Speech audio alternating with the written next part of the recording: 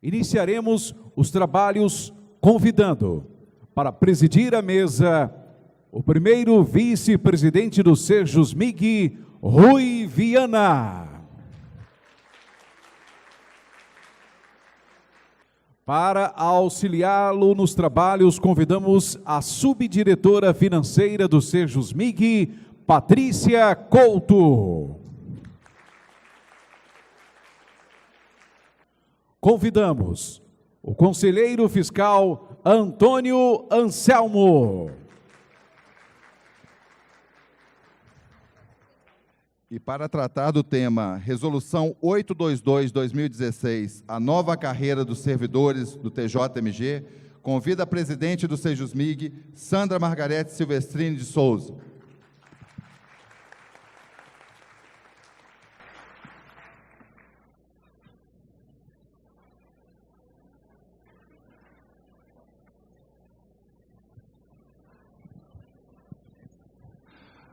Com a palavra, então, companheira Sandra Silvestrini. Bom dia, companheiros, bom dia, companheiras. A gente vai tratar hoje, agora, né, na manhã de hoje, como eu já anunciei ontem, de temas de extrema importância para os servidores, para a sociedade em geral, e esse tema agora mais específico dos servidores. Os nossos palestrantes já estão aí, do segundo tema, doutor Portanova, doutor Ludimar. E a gente vai receber também, já deve estar chegando, uma companheira, presidente do Sindicato dos Servidores do Espírito Santo, que passou por um momento lá também ímpar, e que a gente vai tratar sobre isso. Bom, eu vou tentar esgotar aqui, né, as informações gerais sobre o plano, sobre o que muda na carreira dos servidores, sobre os motivos que o Sindicato Sejusmig ingressou no CNJ contra a nova proposta que altera o plano de carreiras. E a gente tem duas companheiras de duas gerações aqui da Comprov, né? Porque tanto a Marilene foi da Comprov, que avalia os documentos quando as pessoas se inscrevem, quanto a nossa subdiretora Patrícia, hoje nos representa lá na Comprov. Embora elas, neste momento de palestra, não estejam autorizadas, enquanto membros, né, para representar a Comprov, elas vão nos auxiliar na retirada de dúvidas. Mas também, para as dúvidas individuais, elas já se dispuseram. Aquelas dúvidas assim, o meu caso especificamente é esse, a gente não vai responder em plenário. Acho muito importante que vocês prestem atenção para que a gente possa esclarecer as dúvidas dos colegas. Nós tivemos, por exemplo, um caso de um colega que desfiliou porque o Sejusmig ingressou. Eu não sei se ele voltou depois atrás, os servidores fizeram contato, os funcionários, porque ingressou no CNJ contra a resolução e ele entendeu que era a chance dele de ser promovido com a nova resolução. Porque ele entendeu que a resolução simplesmente trata daquela questão de limitar cursos regulares, pós-graduação. Bom, se fosse só isso, pode ser que para ele, especificamente, a resolução fosse boa para outros servidores. Mas a gente vê que a resolução não trata só disso, e, de uma maneira em geral, a gente entende que a resolução prejudica os servidores. Por isso, nós ingressamos no CNJ com dois procedimentos de controle, PCAs, controle administrativo. Então, vamos... pode... Como é que é? Está aqui. Para começar, vamos lá. Essa resolução é de número 822. Lá, se você acessar o site do Tribunal de Justiça, a intranet está colocado lá como se ela tivesse sido publicada em 16/6. Mas alguns consideram que tenha sido no dia 19. O que acontece? Na época, quando ela foi aprovada, o então presidente do Tribunal de Justiça, que era o presidente Pedro Bittencourt, esses efeitos especiais aqui são do Zé Luiz, e eu vou sabendo aos poucos o que acontece ali. Mas o então presidente disse o seguinte, para justificar a alteração da resolução 367 que está vigente. Ele falou que a proposta busca o desenvolvimento do servidor na carreira, com vistas à igualdade de oportunidade, valoriza o mérito, a qualificação profissional e o esforço pessoal. E a gente se propõe, nessa avaliação que a gente faz, de entender se realmente esse objetivo que o presidente colocou para a modificação da resolução 367 se cumpre. Bom, a proposta aprovada, ou seja, a nova resolução, não unifica as carreiras, não trata com isonomia as duas instâncias. Continuamos sendo servidores de um mesmo poder judiciário, porque o poder judiciário é uno. Nossa expectativa, inclusive, é de unificação nacional, através da então PEC 190, mas a nossa resolução mineira continua nos tratando em contrariedade à determinação do CNJ como carreiras sem unificar. Mantém a distribuição dos cargos da primeira instância, é importante que vocês saibam isso, em classes. Ao manter a distribuição dos cargos em classes, mantém o chamado limite de vagas. Então, se eu tenho lá 1.000 cargos previstos para, um exemplo, oficial judiciário, e a resolução atual e a modificação mantém, dizendo que apenas 30%, por exemplo, desses cargos poderão chegar à classe C, automaticamente, independente do Tribunal de Justiça ter orçamento ou não, quando se verifica ali que aqueles 30% dos 1.000 cargos já estão posicionados na classe C, o tribunal simplesmente informa o quê? Não há vaga para promoção a essa classe. Na segunda instância, isso não acontece. Embora lá também o Tribunal de Justiça aplique uma limitação de vagas, é só o limite do orçamento. Então, lá, mesmo que toda a classe C do oficial judiciário da segunda instância, que era previsto anteriormente, né, um percentual, esteja preenchido, como acabou com isso, a Lei 16.645, em 2007, acabou com essa distribuição em classes, então, de cargos em classe, lá, se o tribunal tiver dinheiro, não existe a questão de estar ocupado. Ele pode colocar 100% dos servidores de lá na classe B, basta ele ter orçamento. Então, a resolução mantém essa discriminação, contrariando um êxito do Sejusmig no PCA, nós estamos citando o número do PCA ali, onde o CNJ lá atrás disse ao tribunal que o tribunal tinha que tratar com isonomia as duas instâncias. E o tribunal, até então, mantém a distinção de instâncias, contrariando, inclusive, ao CNJ.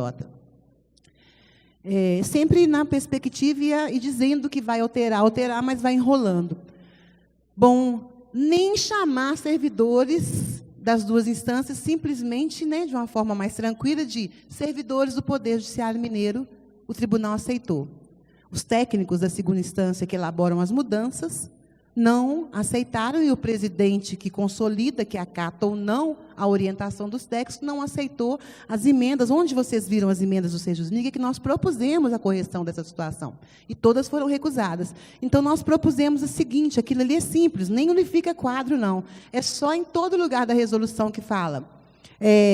Quadro de pessoal da Secretaria do Tribunal de Justiça e servidores da Justiça de primeira instância, falasse simplesmente quadro de pessoal dos servidores do Poder Judiciário. Nem isso foi acatado. Não abre a possibilidade de um servidor efetivo, né, que não tenha ocupado um cargo em comissão, um cargo apostilado, dele ser promovido à classe A por merecimento. Esse dispositivo, que é o por merecimento, que dispensa outros requisitos que na promoção vertical são exigidos do servidor efetivo, inclusive dispensa escolaridade, esse dispositivo ele só é ofertado aos cargos em comissão, sabendo-se que, na primeira instância, até então, até muito recentemente, nós tínhamos 7 cargos em comissão. Agora criou os cargos em comissão de recrutamento amplo, que eram os juízes, não é isso? Recrutamento amplo, então, não teria a promoção do servidor que não tivesse também um cargo em comissão efetivo. E agora vem a história dos cargos de contador e escrivão, mas estes não vão poder alcançar a classe A. A classe A é para cargo em comissão, aqueles que lá em 2007, antes da chamada reforma, o choque de gestão, né, do Estado, em 2003, aliás, na PEC 57, da Constituição Mineira, aquele servidor que se apostilava, então o que era isso? O servidor, se ele ficasse 10 anos, eu sou um agente judiciário, se eu fiquei 10 anos diretor-geral do Tribunal de Justiça, eu me apostilava, ainda que chegasse um presidente, me dispensasse desse cargo em comissão, eu voltasse a ser agente judiciário, eu mantinha o meu salário de diretor-geral. Isso era o apostilamento que acabou com o choque de gestão na reforma, na PEC 57, no ano de 2003. Então, nós propusemos ao tribunal que os servidores também pudessem ser promovidos, os efetivos que não são apostilados, em algum momento pudesse se criar regras para que eles pudessem ocupar cargo em comissão também. Mas foi, cargo em comissão não, ir para a classe A, ser promovido por merecimento para a classe A. E o tribunal, então, recusou essa emenda.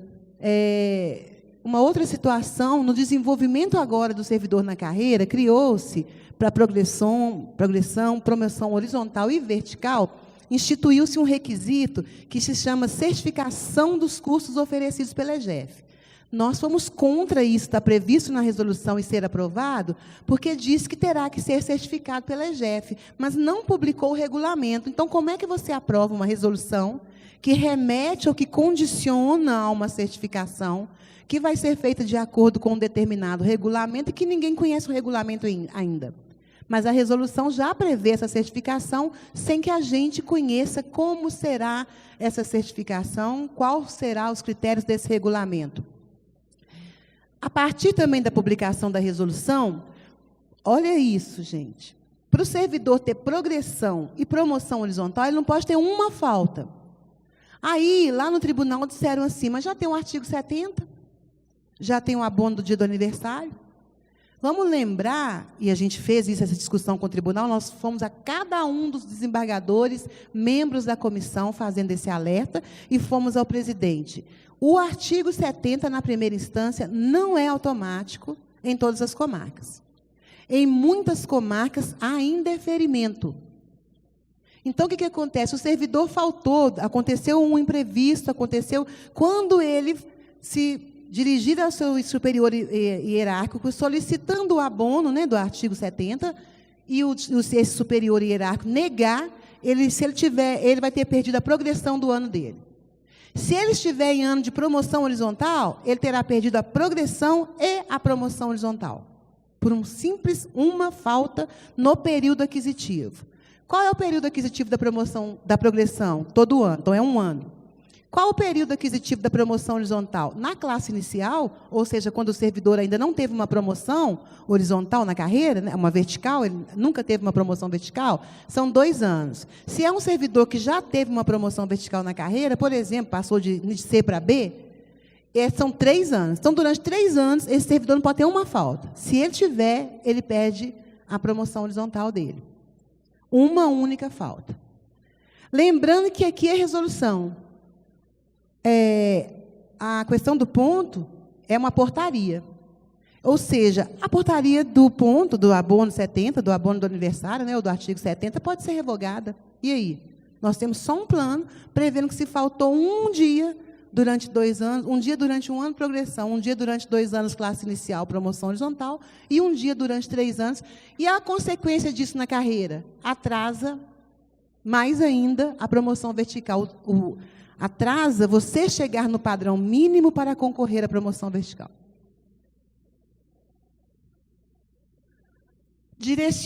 Possibilita direcionar vagas. A resolução diz expressamente que a definição de vagas será fixada, sempre que possível, por unidades organizacionais, na Secretaria do Tribunal de Justiça e por região ou comarca de primeira instância, em conformidade com o edital do processo classificatório. Já imaginaram isso? O tribunal pode não colocar um exemplo, 100 vagas para oficial de apoio concorrer à classe C. Ele pode colocar 30, 70 vagas para a região X, 20 para a região Y, com base em quê? Quais critérios? Então, você possibilita beneficiar, dentro do Tribunal de Justiça, ele pode, para determinado setor, Corregedoria Geral, destinar X% das vagas. Então, deixa de ter aquele critério de igualdade e isonomia, quando o Tribunal de Justiça passa a deter, né, a condição de poder dizer como é que ele vai distribuir as vagas, inclusive podendo ser por região. Desvio de função institucionalizado.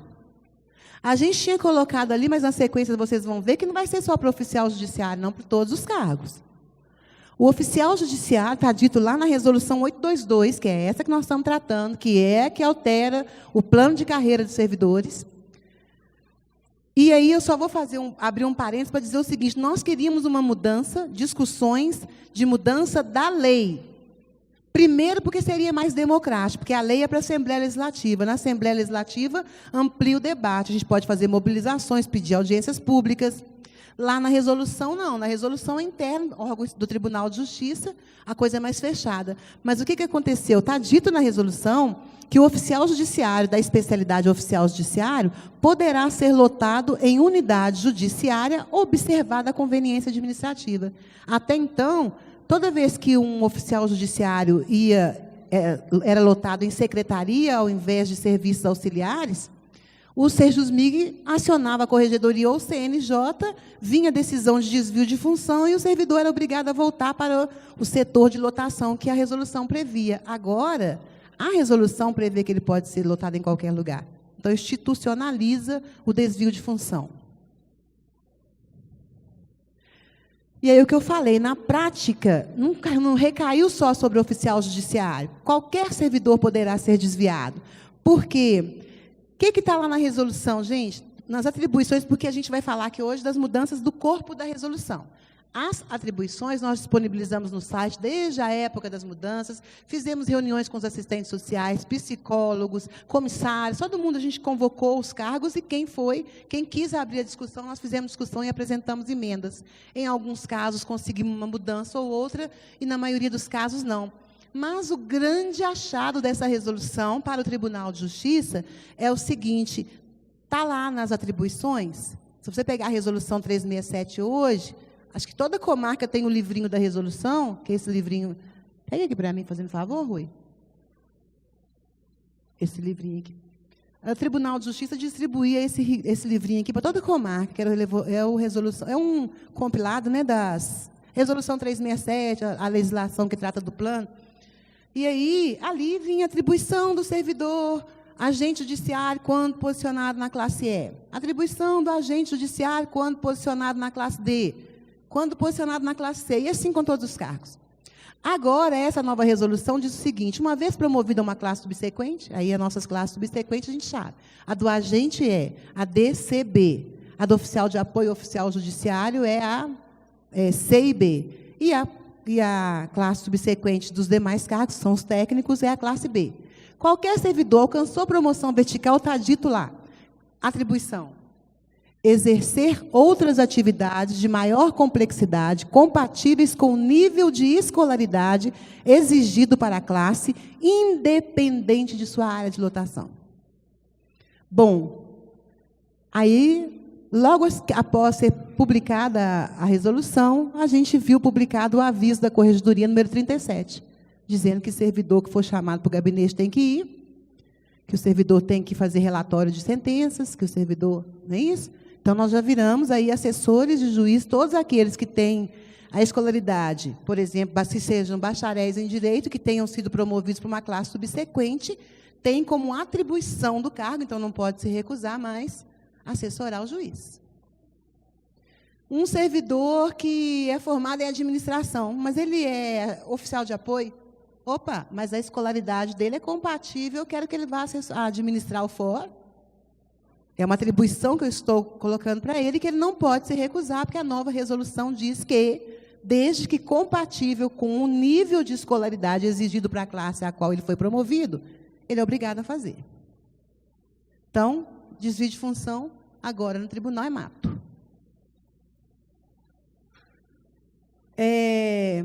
Uma outra situação gravíssima que o sindicato quis discutir com o tribunal e com os servidores, e que eu disse no começo aqui, a resolução não se limita a cursos regulares. Cursos regulares é questão lá da disputa, né, de pontuação, que poderia ser discutido, e nós sempre quisemos discutir a limitação dos títulos. Mas não a mudança nessa resolução da forma como ela foi feita. Então, pela resolução vigente, que é a 367, até então vigente, o tribunal podia reduzir o número de vagas. Tem um artigo que fala que, de acordo com que em junho, até 30 de junho, levanta-se vagas disponíveis. Que, de acordo com a disponibilidade orçamentária do tribunal, ele pode reduzir. Então, tem 100 vagas para esse cargo, mas eu só posso promover financeiramente, o tribunal só pode promover 30. Então, ele já tinha esse poder na resolução atual, em relação à primeira instância, porque está lá fixado o número de vagas. Em relação à segunda, todo o poder público está limitado, né, os seus gastos, né, tem lá o limite da responsabilidade fiscal e outros. Então, ele tinha já essa condição. Mas agora, o que acontecia? Olha aí onde é que está a armadilha. Ah, mas então não mudou nada. O tribunal podia publicar lá, neste ano, um edital com 1 vaga ou 0 vaga, né? Só que, atualmente, quando ele publicasse, né, essa 1 vaga, atrasava 3 anos, né? Quem se lembra disso, 4 anos. Mas, quando ele publicava, retroagia os efeitos. Então, o servidor recebia retroativo. Por exemplo, né, se ele ia concorrer no edital de 2008, e a publicação saiu lá em 2011, ele era posicionado no novo padrão em janeiro de 2009, que concorria em 2008, posicionamento em janeiro de 2009. Dessa forma, agora, o tribunal pode não publicar o edital. Se ele passar 3 anos sem publicar o edital, quando ele publicar, é dali para frente. Não tem retroativo, porque é o edital daquele ano e não mais o edital atrasado. Então, ele pode não publicar edital. Então, quando o colega disse que estava desfiliando porque o sindicato o prejudicou por causa disso, eu respondi, mas, colega, o tribunal poderia simplesmente não publicar o edital, e aí você estaria criticando o sindicato por não ter tentado derrubar essa resolução que permitia ao tribunal não publicar o edital e te prejudicou e prejudicou todos os demais servidores aptos a concorrer.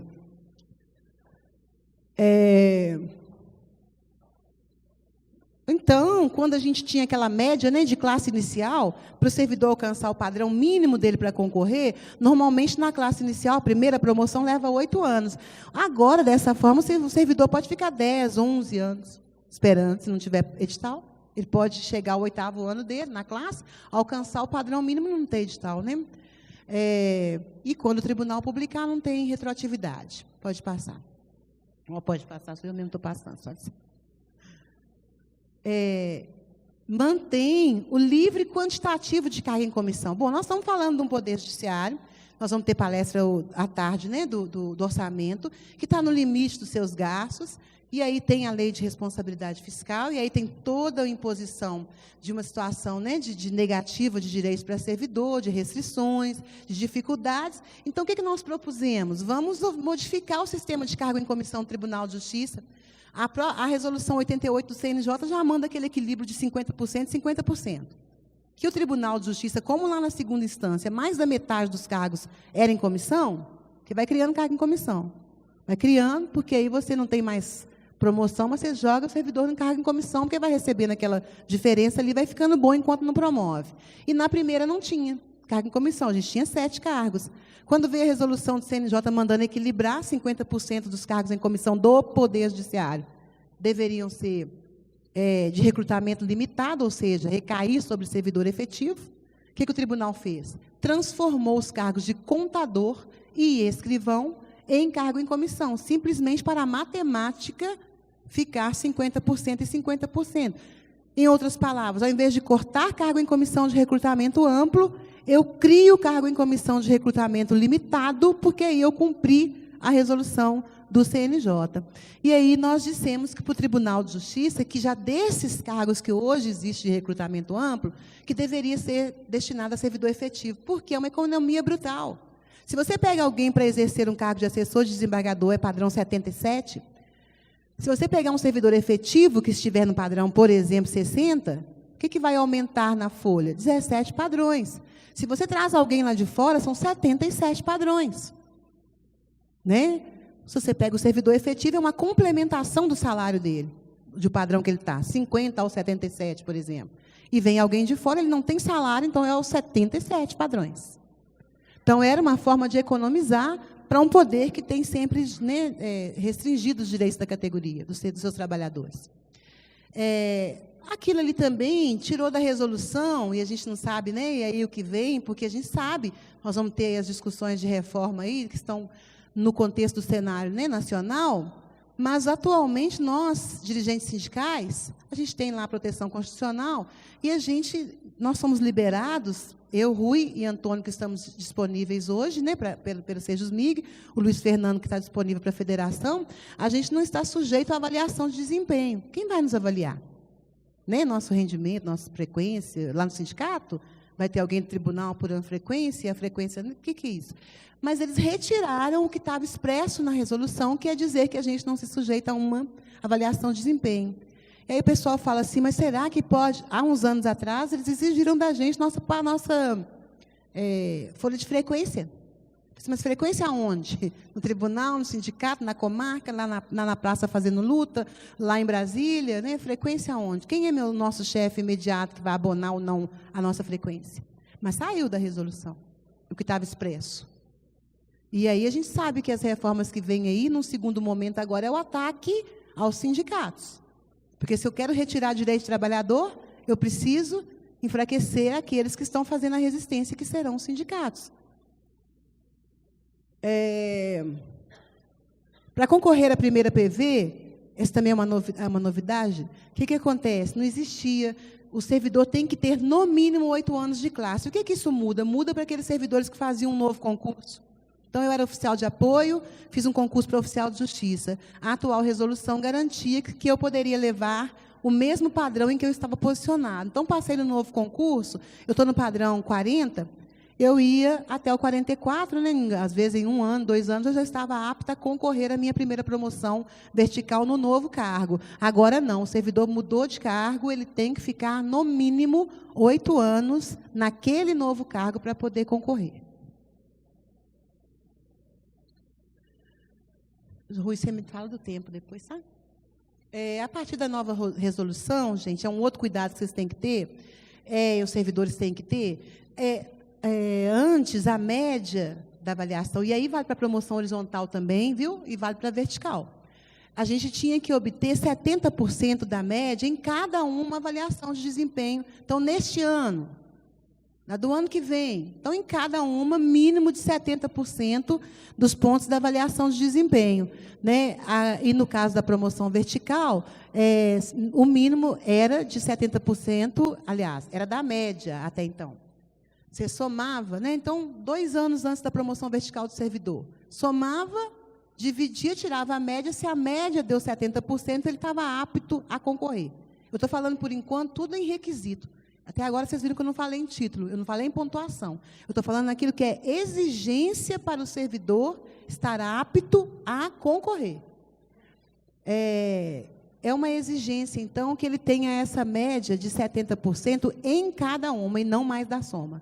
Então, o que a gente justificou para o tribunal? Às vezes, o servidor, todos nós, como seres humanos, atravessamos momentos na vida mais difíceis ou não. Então, às vezes, um servidor tirava 60, 65 nenhuma, mas na outra ele corria atrás, tirava 80, 90, a soma, tirava a média, ele conseguiu 70, para poder, e agora não. Se ele tirou 70%, menos de 70% em uma, ele vai ter que esperar mais 2 anos, né, que vai ter que esperar essa próxima e a outra, para tirar 70% em cada uma, para ele poder concorrer.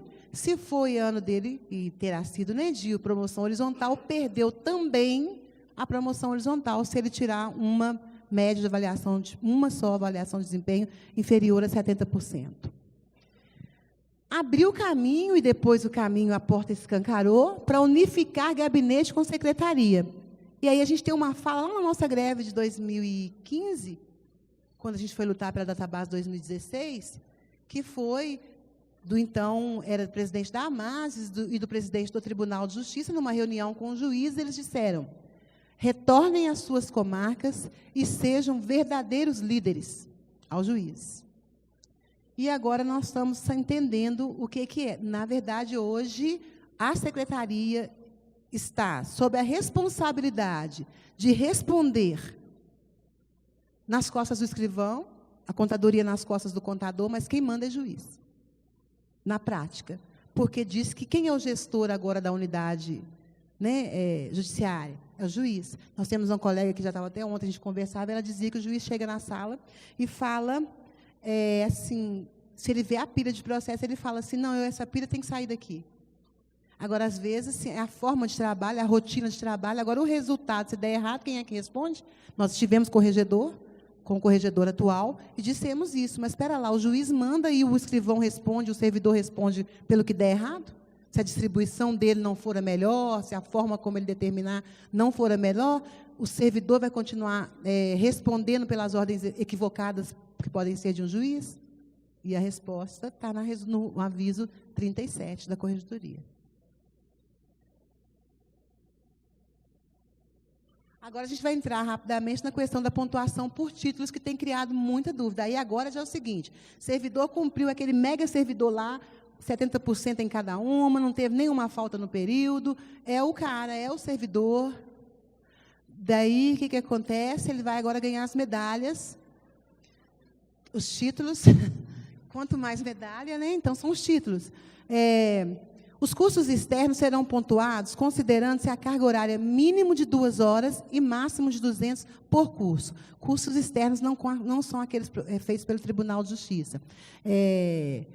Esses, né, são aqueles congressos, né, igual a gente está fazendo, palestras. E a pontuação para esses cursos externos ela é de 0,05 por hora de curso. E o máximo que você pode somar em uma promoção vertical é 20% da soma total, esses cursos aí externos e outros que eu vou dizer a seguir, a soma total deles não pode ser superior a 20% da soma dos demais títulos. E aí tem ainda, além desse peso ali, ó, não quer dizer que o seu curso vai valer 0,05. Por quê? Porque aí a comissão que avalia vai verificar se esse curso seu tem uma aplicabilidade direta na sua função, se esse curso tem uma aplicabilidade indireta, ou se nenhuma não pontua. Então, depois que eu vejo os pontos, eu vou julgar o peso em cima daquele curso. Somente serão pontuados 2, aí já é outra história, lá em cima curso externo. Externo, falei, congresso, né, palestras e tais. Ali agora nós vamos falar de cursos regulares. O que é curso regular? Curso superior, 2º grau, pós-graduação, mestrado, agora nós vamos falar desses cursos. Né? Esses cursos, eles podem ser requisitos. Então, para eu poder ir para a classe C, eu tenho que ter um curso superior. E eles podem ser também títulos. Dependendo da quantidade de curso superior, é pontuado. Dependendo da aplicabilidade, eu recebo X pontos. Né? Então, quando eu falo em curso regular, em cada PV só pode apresentar 2, independente de categoria. O servidor é 2 pós, é 2 curso superior? Não, pode ser uma pós, um curso superior, pode ser, no caso do 2º grau, um curso de 2º grau e uma pós, ou um curso superior. Ou seja, independente de categoria, são 2 cursos regulares por PV para serem pontuados. De repente, eu posso até apresentar 3. Eu posso apresentar um como requisito, ele não vai ser pontuado, e dizer que eu não quero que ele pontue. E apresentar um curso superior como requisito, e dizer assim, não quero que pontue, porque eu sei que ele não tem uma aplicabilidade direta, né? E apresentar 2 pós e pedir que as pós sejam pontuadas. Até porque a pós vale mais ponto, normalmente, principalmente em relação à aplicabilidade, vale mais pontos do que o curso superior, por exemplo. Vale mais pontos do que o 2º grau. Então, fiquem atentos para isso. Só que mais de 3 não passa. Né? Mais de 3 não tem hipótese. Então, eu posso apresentar como requisito. E eu posso não precisar apresentar 3. Eu posso usar só 2. Eu tenho, por exemplo, nesse exemplo, estou concorrendo à classe C, eu já tenho um curso superior, é um requisito. Se esse curso superior não foi pontuado, além de ser requisito, ele vai ser pontuado. E apresento mais uma pós. Tá? Então, a gente vai demonstrar isso. Tem um quadrinho que vai ser ótimo, depois que as meninas elaboraram para a gente, que vai ser bem bacana. Mas, então, vamos lá. Eles vão ser pontuados de acordo com a categoria e a aplicabilidade na carreira do servidor. Bom, agora, a gente está dizendo lá para o tribunal, que é o seguinte, se o servidor vai ter que fazer tudo, se ele for promovido, então, para a gente, toda a função do judiciário deveria ser aplicabilidade direta. Se eu posso, uma vez promovida, ser colocada para fazer qualquer função, de acordo com a minha escolaridade, então deveria se pontuar tudo. A aplicabilidade deveria ser sempre direta, mas não é a compreensão do tribunal ainda. Aí, vamos lá. Agora que é importante prestar atenção, porque é aí que normalmente embola. Vamos pensar com calma. O curso regular, ou seja, o curso regular, que é após 2º grau, curso superior, que é exigido para ingresso na carreira, não é pontuado. Então, qual que é o curso exigido para o oficial de apoio? 2º grau. Esse 2º grau, ele não é pontuado em promoção vertical, porque ele foi uma exigência para você ingressar no Poder Judiciário, na classe inicial da sua carreira. Então, ele não pontua. Aquele que é exigido para ingresso no cargo. Aquele que é exigido para PV, então, esse mesmo oficial de apoio, Para ele ter uma promoção à classe C, o que é exigido? Terceiro grau. Então, esse é um curso exigido para a PV. Esse curso, exigido como requisito para a PV, pode ser pontuado, desde que ele não tenha sido pontuado numa PV anterior. Então, eu concorri à classe C, apresentei meu curso superior. Quando eu for concorrer à classe B, esse curso superior meu não vai ser pontuado novamente, porque ele já foi pontuado lá quando eu concorri para C. Uma pós-graduação que, quando eu concorri para C, eu apresentei e foi pontuada. Quando eu for concorrer para B, ele é um requisito para a classe B, mas ele já foi pontuado lá quando eu concorri para C. Então, ele não vai poder ser pontuado de novo. Você pode até apresentá-lo para poder cumprir requisito. É exigido a pós. A minha pós eu já apresentei na classe C. Mas ele é um requisito para eu concorrer para B. Eu apresento, mas sabendo que ele não será pontuado. Se eu quiser que seja pontuado, eu que faça 2 novas pós. Porque esse eu posso usar para cumprir requisito, mas não será pontuado, porque já pontuou numa PV anterior. Na PV subsequente, é uma outra observação que vocês têm que ter. Então, qual que é a PV subsequente? Nesse exemplo que nós estamos falando, então eu tive uma PV para C, e agora eu vou me concorrer para B. Só são pontuados os cursos concluídos, né, até 30 de junho do ano da PV anterior em que o servidor foi promovido. Então, lá, por exemplo, agora, em 2016, eu recebi uma promoção, né? Então, a partir de 30 de junho, né, meu curso superior para eu concorrer, meu título para eu concorrer numa próxima, ele tem que ser concluído a partir de 1º de julho de 2016. A data dele tem que ser de conclusão posterior à data da promoção vertical, onde eu alcancei a minha promoção vertical anterior. Pode passar.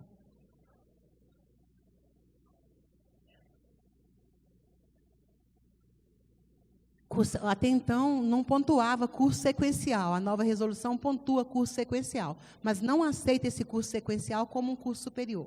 Porque a resolução fala graduação em nível superior.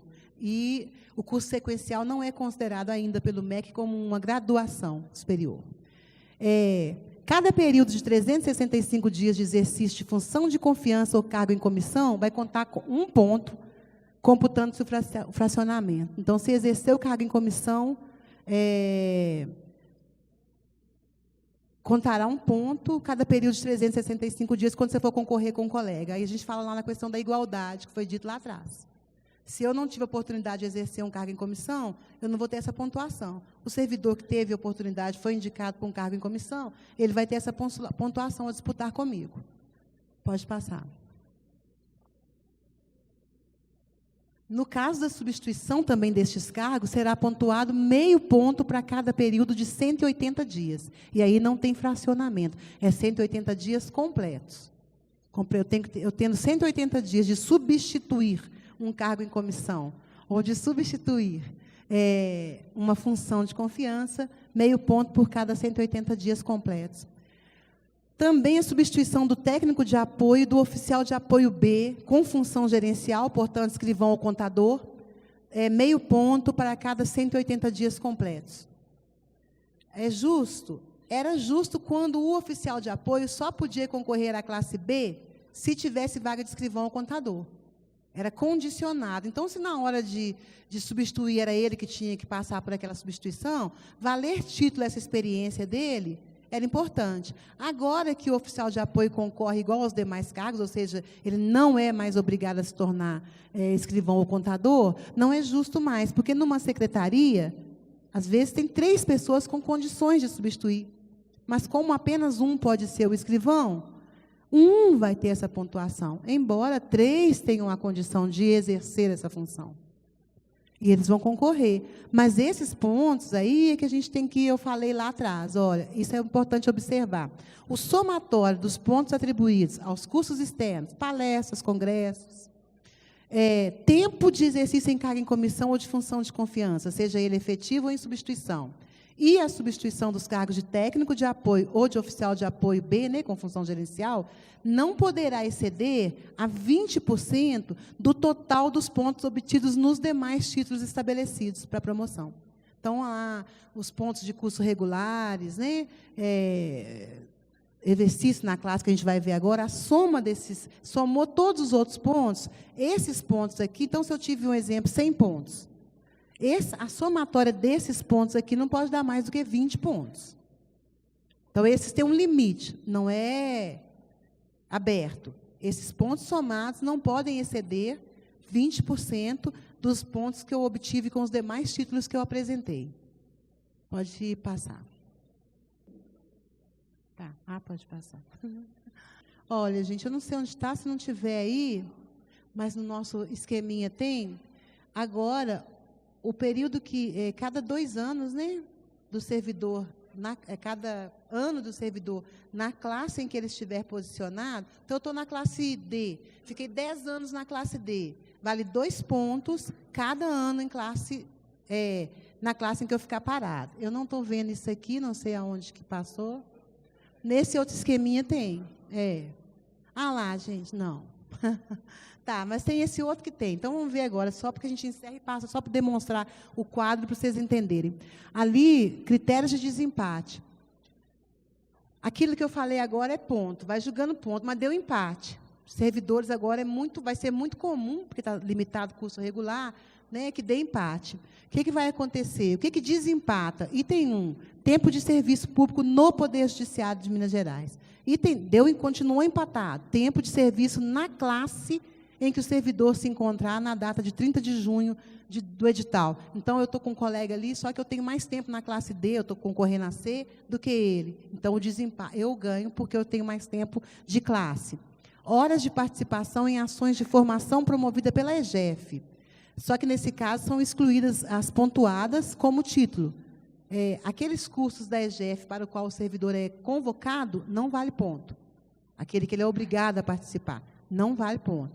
Então, estão excluídas as pontuadas como título, e aí também, agora, na hora de eu contar como desempate, aquilo que já foi contabilizado para mim como título, que são aqueles cursos que não são obrigatórios, promovidos pela EGEF, eu excluo também dessa contagem. Então, tira o que o servidor foi convocado, tira aquilo que já pontuou para mim naquela PV, o resto vale para desempatar, se tiver um empate. Atuação como conciliador voluntário nos juizados especiais, por um período mínimo de 6 meses, idade e sorteio. No último caso, vai até o sorteio. Eu não sei, José Luiz está em plenário? Nesse horário? Não? Ele salvou para a projeção o quadro? Nessa questão especificamente dos títulos, né? Como é que vai ficar a pontuação? Esse quadrinho vai ser para vocês muito bacana. Depois, como eu disse, as meninas, né, a Patrícia e a Marilena, estarão atendendo individualmente na banca, na tenda do plano de carreiras, mas aí vocês vão ver como que vai ser fácil entender. Primeiro momento, colocou os títulos que são considerados requisitos. Está aqui, ó. Requisitos, primeira coluna. Aí, olha lá, está posicionado no padrão mínimo, aí vai dizer na coluna do meio quais são os padrões mínimos para o servidor concorrer. Mínimo no 30 do E para D, mínimo no 44 do D para C, né? Mínimo no 58 do C para B, e assim vai. Em qual data que o servidor tem que preencher esse padrão mínimo? Está aí na terceira coluna, 30 de junho de 2016, num exemplo de uma pessoa concorrendo a PV 2016. Isso é um exemplo de uma pessoa concorrendo a uma PV 2016. Aí a escolaridade mínima, na classe D, nível médio, na classe C, graduação, na B, uma especialização. E ali vai dizer até que data que eu tenho que ter esse título, na coluna 3. Quem estiver concorrendo à primeira PV vai ter que ter esse requisito, esse curso concluído, até 30 de junho de 2016. Se for uma segunda PV, já que ele é requisito, ou seja, ele é exigência para o servidor ir para aquela classe, o título pode ter sido adquirido a qualquer tempo, inclusive antes da primeira PV dele, se ele estiver concorrendo na segunda, né? Mas o limite final, né, para esse curso é 30 de 6 de 2016. Se ele, né, esse requisito, não tiver sido pontuado na primeira PV, ele poderá ser pontuado na segunda PV. Já o título que não for requisito, só será pontuado se obtido até 30 de 6 da última PV. Então, aqui vocês vão pegar o caso concreto de vocês e vão verificar. Estar em efetivo exercício, quando? Em 30 de 6 de 2016. Ter tempo mínimo de efetivo exercício na carreira do quadro de pessoal a que ele pertencer. Quando? Em 30/6/2016. Lembrando que aqui nós estamos fazendo um exemplo de um servidor que chega hoje. Então, se você vai concorrer a PV 2017, é só você mudar essa data aqui para 2017. Se é 2018, imagine esse exemplo transportando tudo para 2018. Então, é uma colinha que o servidor vai ter, que vocês terão, para poder saber, meu título que eu vou poder concorrer, deixa eu ver até que data que ele tem que ter sido concluído. É uma cola que, gentilmente, as meninas elaboraram, né? A gente sentou e discutiu para vocês, para tornar mais simples verificar.